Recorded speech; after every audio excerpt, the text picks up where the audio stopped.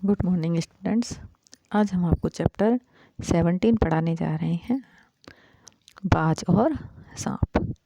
बच्चों देखो, ये एक कहानी है और हम इसको बहुत अच्छे से समझेंगे। जब आप स्कूल में आएंगे तो मैं आपसे ये स्टोरी सुनने वाली हूँ, ठीक है? इसलिए आपको ये लर्न करनी है। ओके, तो कौन सा पढ़ा रहे हैं हम आज आपको? चैप्टर 17, बाज और सांप। समुद्र के किनारे ऊंचे पर्वत की अंधेरी गुफा में एक सांप रहता था। कौन रहता था? अंधेरी गुफा में एक सांप रहता था। समुद्र की तूफानी लहरें धूप में चमकती, झिलमिलाती और दिन भर पर्वत की चट्टानों से टकराती रहती थी। क्या चीज़ें? तूफान की लहरें क्या करती थी? चमकती थी, झिलमिलाती थी और दिन भर पर्वत की चट्टानों से टकराती रहती थी। पर्वत की अंधेरी घाटियों में एक नदी भी बहती थी। क्या बहती थी? एक नदी बहती थी। कहाँ पर? पर्वत की अंधेरी घाटियों में। अपने रास्ते पर बिखरे पत्थरों को तोड़ती, शोर मचाती हुई यह नदी बड़े जोर से समुद्र की ओर लपकती जाती थी। जिस मकान पर नदी और समुद्र का मिलाप होता था, वहाँ लहरें दूध के झाग सी सफ़ेद दिखाई देती थी। अपनी गुफा में बैठा हुआ सांप सब कुछ देखा करता।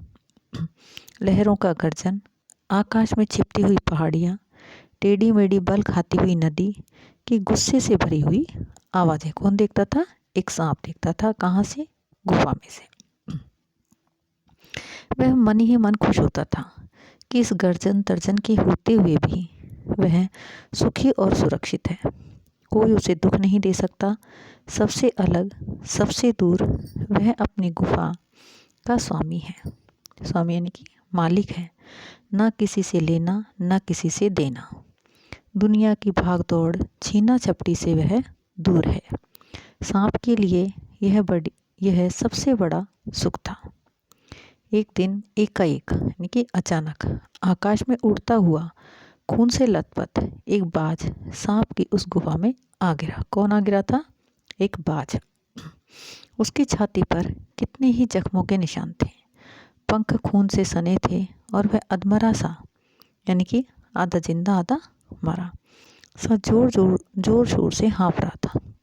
जमीन पर गिरते ही उसने एक दर्द भरी चीख मारी और पंखों को फड़फड़ाते हुआ धरती पर लौटने लगा। डर से सांप अपने कोने में सिकुड़ गया, किंतु दूसरे ही क्षण उसने भांप लिया कि बाज जीवन की अंतिम सांसें गिन रहा है और उससे डरना बेकार है। यह सोचकर उसकी हिम्मत बंधी और वह रेंगता हुआ उस घायल पक्षी के पास जा पहुंचा। उसकी तरफ कुछ देर तक देखता रहा, फिर मन ही मन खुश होता हुआ बोला, क्यों भाई, इतनी जल्दी मरने की तैयारी कर ली? बाज ने एक लंबी आह भरी।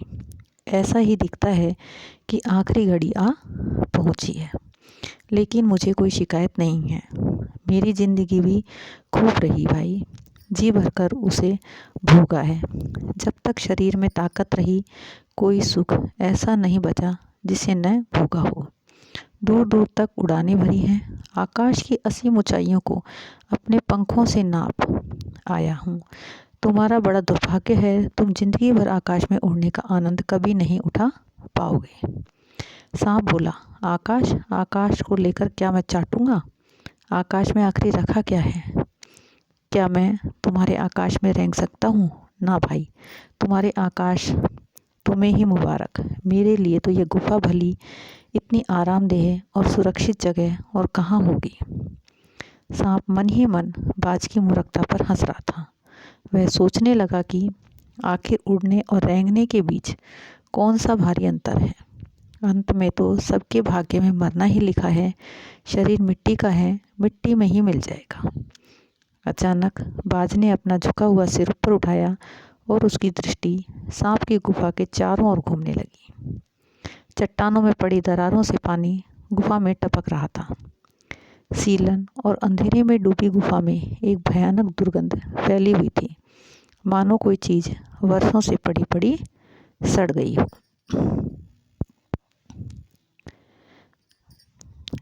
बाज के मुंह से एक बड़ी जोर से करुण चीख फूट पड़ी। आह, काश मैं सिर्फ एक बार आकाश में उड़ पाता।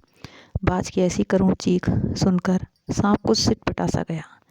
एक क्षण के लिए उसके मन में उस आकाश के प्रति इच्छा पैदा हो गई जिसके वियोग में बाज इतना व्याकुल होकर छटपटा रहा था।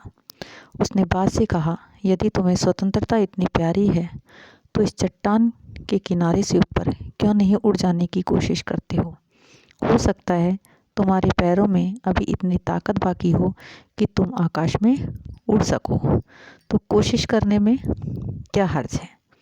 तो देखो बेटा, आज मैंने आपको इतना चैप्टर पढ़ाया है।